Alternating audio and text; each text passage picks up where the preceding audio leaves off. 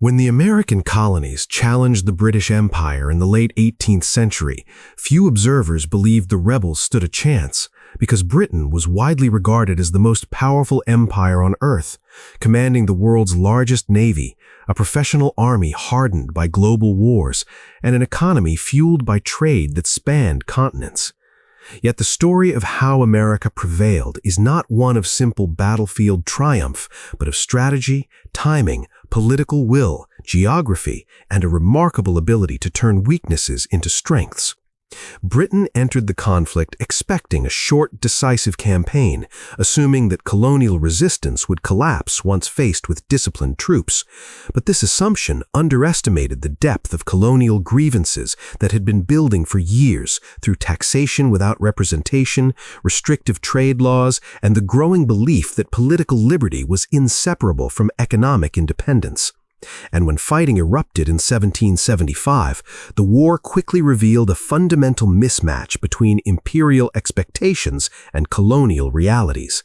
Because Britain was fighting a war thousands of miles from home, dependent on long supply lines, vulnerable to weather, privateers, and delay, while the Americans were defending familiar terrain, supported by local populations who could provide intelligence, food, and shelter, allowing colonial forces to fade into the countryside after engagements and reappear where least expected. Militarily, the Continental Army was initially outmatched, poorly equipped, and inconsistently trained, yet under George Washington's leadership, it adopted a strategy of survival rather than annihilation, avoiding catastrophic defeat while preserving the army as a symbol of resistance, a choice that frustrated British commanders who were trained for conventional European warfare and struggled to force a decisive engagement. And this strategic patience mattered because time itself became an American ally, as each passing year increased the cost of the war for Britain and intensified political divisions at home. Geography also played a decisive role because the sheer size of the colonies made occupation nearly impossible, forcing British forces to hold coastal cities while vast interior regions remained contested, and controlling territory on a map did not translate into controlling people, especially when many civilians were willing to resist through non-cooperation, sabotage, or intelligence gathering. Just as important was the ideological dimension of the conflict, since the American cause was framed not merely as a rebellion, but as a fight for universal principles of liberty and self-government, language that resonated internationally and helped transform the war into a global struggle, particularly once France saw an opportunity to weaken its long-standing rival. And after the American victory at Saratoga in 1777 demonstrated that the colonies could defeat a major British army, France formally entered the war, providing critical financial support, military supplies, and eventually naval power that Britain could not easily counter.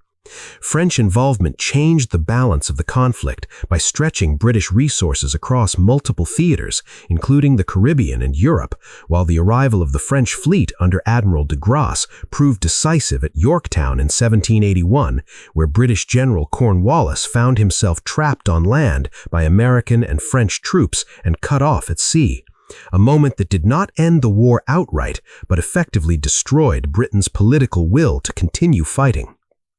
Economics also played a central role because the war was enormously expensive for Britain, already burdened by debts from previous conflicts, and as costs mounted with no clear victory in sight, public support eroded, especially when voters questioned why so much blood and treasure were being spent to subdue colonies that no longer seemed governable.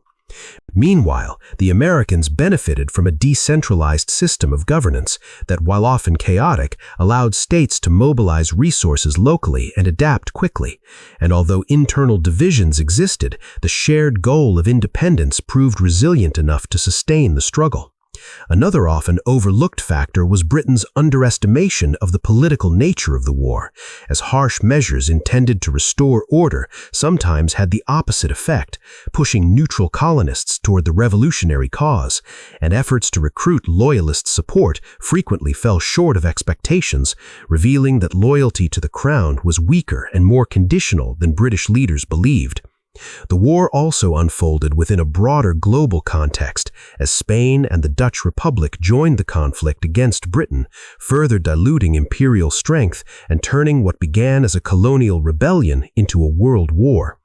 And historians often note that Britain did not lose because it lacked military power, but because it failed to align that power with a realistic political objective. Leadership on the American side, while imperfect, was adaptive and pragmatic, with Washington maintaining civilian control over the military and working closely with Congress despite frequent disagreements, reinforcing the legitimacy of the revolutionary government at home and abroad. Intelligence and espionage played their part as well, with networks of spies, coded messages, and local informants providing critical information about British movements, contributing to key advantages in timing and positioning. By the time peace negotiations began, it had become clear that Britain could win battles but not the war itself, because suppressing a population determined to govern itself required a level of force that was neither politically acceptable nor economically sustainable. And in 1783, with the Treaty of Paris, Britain formally recognized American independence, marking a turning point in world history that reshaped ideas about empire, sovereignty, and the rights of nations. Some historians argue that American victory was inevitable, given Britain's strategic overreach, while others emphasize the contingency of events, noting that without French intervention or Washington's restraint in avoiding decisive defeat, the outcome might have been very different. And together, these perspectives suggest that the American Revolution was neither a miracle nor a foregone conclusion, but the product of choices made under extraordinary pressure. The defeat of the most powerful empire on earth did not mean the end of British influence, nor did it instantly solve America's internal challenges, but it demonstrated that empires could be resisted and that political legitimacy mattered as much as military might, a lesson that would echo through later independence movements around the world. And it reminds us that power, when disconnected from purpose and consent, can be surprisingly fragile. And that is something worth remembering the next time history seems dominated by forces that appear unstoppable.